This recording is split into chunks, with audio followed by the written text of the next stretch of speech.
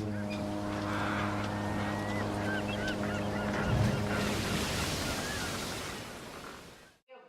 have one addendum to Jeff's presentation from last week. He wants to share with us part of his summer vacation in the Inner Harbor of Baltimore. Is that correct? Yeah, Jill, did you bring some images from Boston too? Yeah, it's loaded up for you.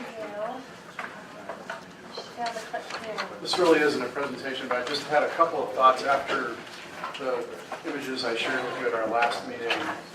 And one is of a community growing facility in Boston. I don't know, Julie, if you or Vanjie know, in Boston along the Charles River, there have to be 50 or 100 boathouses. So all up and down the Charles, which is really one of the meccas for rowing, there are these spectacular boathouses. Harvard has one, FP has one. High schools have their own rowing houses, boathouses. It's spectacular. And the Charles is a spectacular river to row on, but we have 30 miles of magical inland waterways. And my view is we're really only scratching the surface in terms of public access. And a unique characteristic of BIAC, of the Bair Island Aquatic Center, is it is not just rowing centric, it's rowing and paddling.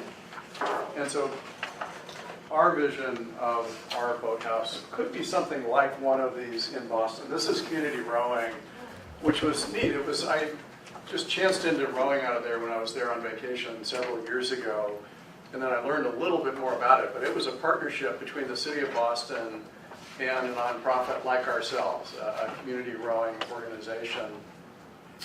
And they raised, and I don't know how many images there are, you can just click through them. Well, here are some other of the boathouses along the Charles.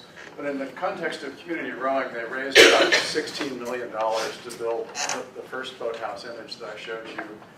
And the city contributed the land. So it's much like what we're kind of in a fledgling state at BIAC. That said, we've been here many, many years, and we, as a nonprofit, have invested hundreds of thousands of dollars, primarily through volunteer and donations, to enhancing the facility. But our longer-term vision is to do something much more like this. Again, I don't know how many images there are here. You can click through a few. Are there just the two? Some of you may know the names of these. Some may be Harvard or maybe some of the different schools. But there are these charming boathouses up and down Charles. Well, it's part of the campus behind it. So That's right. goes with your brick and mortar. It's substantial. You can just click all the way through. This is community rowing, which is really a unique kind of iconic structure. And I just thought I would mention that is in BIAC's vision of our future, we would like to have a far more established permanent structure, and we've begun really a great partnership with the city in helping us gain access to additional land and additional facilities. But again, it's not just rowing centric.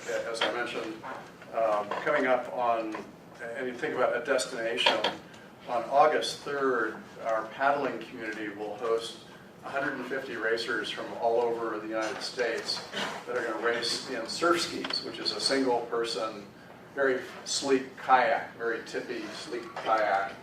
And they'll race from Oyster Point down to Pacific Shores, and we'll have 150 people flow through. After they finish, they'll paddle over to BIAC and flow through our little facility and out. But those 150 racers will bring lots of other people and lots of other business to the community. So just one example of the kinds of things that come together. You can see the really unique skin on the community rowing boathouse. It's a really cool facility.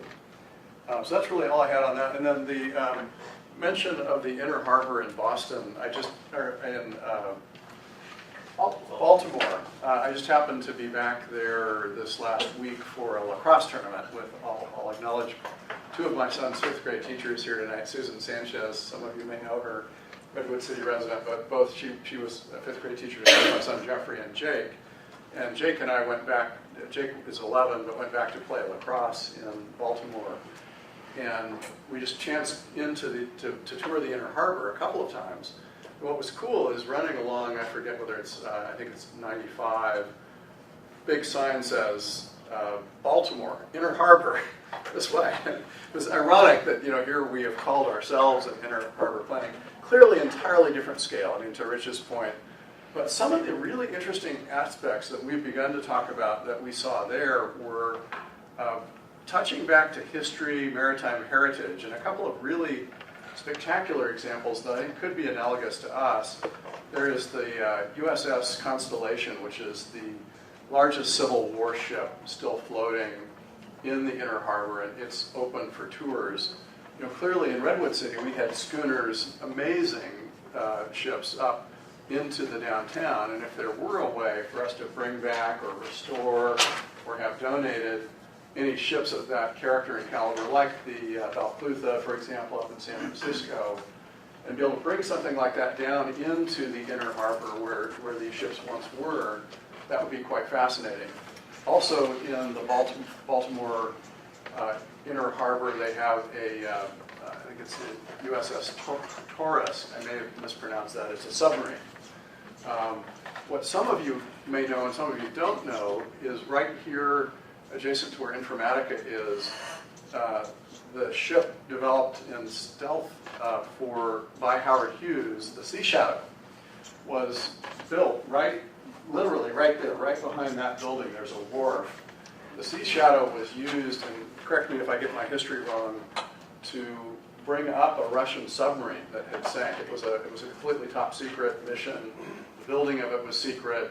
The raising of, and I don't know if it's been said publicly or proven that they did actually raise the sub with the Sea Shadow. But the Sea Shadow, I think, is still mothballed in the fleet over at, have it right, Martinez, the mothball fleet is Suisun Bay. So the Sea Shadow is still floating. It is, wildly historic. I think it was featured in some of the James Bond movies. It's this very stealth-looking, wild ship. I mean, it would probably cost a fortune to restore it. But I just think, as someone said in our last meeting, thinking big, and really thinking about our history, thinking about our heritage, looking at some of what these other communities have done at different scales. But I think we have some really special aspects and attributes to Redwood City and our heritage that I think would be really fun to bring back and incorporate in our planning.